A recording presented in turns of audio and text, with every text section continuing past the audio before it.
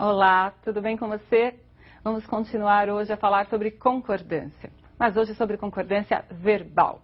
Na aula passada, vimos qual é a relação do substantivo com o numeral, com o pronome, com o artigo ou em circunstâncias especiais, se relacionando com outros termos dentro de construções específicas. Muito bem. Em relação à concordância verbal, nós vamos começar pela regra geral. Se é concordância verbal, vamos falar da concordância do verbo com o sujeito. Então, vamos à regra geral, observe, fique atento, depois a todos os outros casos especiais também. O verbo concorda com o sujeito em número e pessoa. Então, é claro, se você tem um sujeito simples, singular, o verbo vai estar concordando com esse sujeito no singular. Um sujeito simples no plural, o verbo vai estar concordando com esse sujeito no plural. Você não vai dizer, hoje nós vai à festa. É claro que esporadicamente ouvem-se construções desse tipo, mas você deve cuidar, observar, para que nem na linguagem falada esses equívocos ocorram. Nada de nós vai, hein? Vamos lá.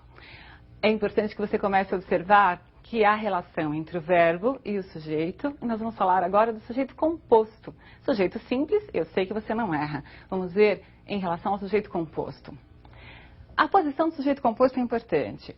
Se ele vem antes do verbo, temos um procedimento. Se ele vier depois do verbo, outro procedimento. Então, vamos observar quais são esses procedimentos. Veja lá. Sujeito composto antes do verbo. O pai e o filho amavam esportes. O verbo deverá necessariamente ficar no plural. E o que vai ocorrer se esse sujeito vier após o verbo? Veja. O verbo irá concordar no plural ou poderá também concordar com o núcleo do sujeito que estiver mais próximo ao verbo. Veja, amava esportes, o pai e o filho. Ou amavam esportes, o pai e o filho. Não há aí uma preferência, usa-se uma ou outra forma, depende do estilo do autor. Você prefere o singular antes do sujeito composto ou você prefere o plural? Escolha. O importante é você saber que as duas possibilidades convivem na gramática como corretas. Tudo bem? Vamos a outros casos de sujeito composto. Vejamos aí o sujeito composto por pessoas gramaticais diferentes. Você se lembra do que é uma pessoa gramatical? Primeira pessoa, quem fala, eu e nós. Segunda pessoa, com quem se fala, tu e vós. E terceira pessoa, de quem se fala? Então, nós temos lá o ele, ela, eles ou elas. E o que acontecerá com o verbo se o sujeito for composto por essas pessoas gramaticais misturadas, diferentes? Veja a regra. A primeira pessoa sempre vai prevalecer sobre a segunda e a terceira. Então, temos aí eu, tu e minha mãe. Eu, primeira pessoa, tu, segunda e minha mãe, terceira. Observe que o verbo está na primeira pessoa do plural. Eu, tu e minha mãe somos sobreviventes. Muito bem. E se a segunda pessoa estiver presente e não a primeira? A segunda pessoa do plural é que irá prevalecer na concordância deste verbo com o sujeito composto. Observem. Tu e minha mãe conseguistes o sucesso.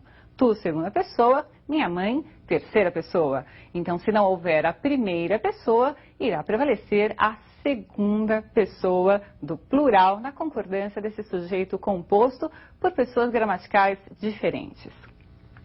A construção, então, não é difícil. A primeira pessoa prevalece a primeira pessoa do plural. Não a primeira pessoa, mas a segunda prevalece a segunda pessoa do plural. E cuidado com essa segunda pessoa do plural, porque ela é pouco utilizada na linguagem coloquial. Mas ela está lá na gramática, ela existe, você pode fazer uso dela e os autores também. Ficou claro?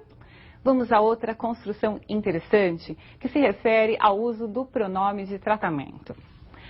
Normalmente, nós utilizamos em lugar, do tu, o você, em lugar do vós, o vocês. E você já observou que o verbo concorda em terceira pessoa. Eu digo, você vai a algum lugar. A concordância é como se estivesse ali presente um ele, mas o você não é pronome pessoal do caso reto. Então, os pessoais do caso reto são aqueles que funcionam como sujeito. Eu, tu, ele, nós, vós, eles. Muito bem? Você é pronome de tratamento. E para todos os pronomes de tratamento, a concordância será em terceira pessoa, tanto para o verbo como para os pronomes que aparecerem, quaisquer que sejam. Pronomes pronomes possessivos, pronomes demonstrativos, sempre em terceira pessoa. Observe o exemplo. Veja lá então, não se esqueça, verbo sempre em terceira pessoa. Vossa Senhoria procura por algo? O verbo está em terceira pessoa e observe que o pronome de tratamento usado foi Vossa Senhoria, não é? Abaixo nós temos lá uma construção que parece correta, porque afinal de contas, se há o vossa presente, o que nos vem à mente é colocar o verbo concordando com um vós. Vossa Senhoria, procurais por algo, mas essa construção é incorreta. Lembre-se sempre de colocar o verbo em terceira pessoa. Bem, vamos lá. Percebeu? Terceira pessoa para todos os pronomes de tratamento. Falei do você, ao Vossa Senhoria, mas qualquer um deles. Vossa Alteza, Sua Eminência, o que aparecer, coloque o verbo na terceira pessoa. Do singular, se o pronome estiver no singular, ou do plural, se o pronome estiver no plural. Tudo bem? Você acha correto dizer os Estados Unidos conseguiu aumentar as importações ou os Estados Unidos conseguiram aumentar as importações? Esse é um problema comum em concordância verbal. Se eu tenho um nome no plural, a concordância do verbo tem de ser necessariamente no plural ou pode ser no singular? Veja a resposta. Sujeito representado por nome próprio no plural. O verbo vai ficar no plural se esse nome próprio admitir artigo no plural. Então, a resposta à minha pergunta seria: os Estados Unidos conseguiram. Percebeu? O verbo foi para o plural, concordando com esse artigo presente. Caso eu não usasse o artigo, eu poderia sim dizer Estados Unidos conseguiu, não havendo o artigo. Muito bem? Eu digo, Amazonas é um grande rio, não é? E se eu colocar um artigo, o artigo será colocado no singular, o Amazonas.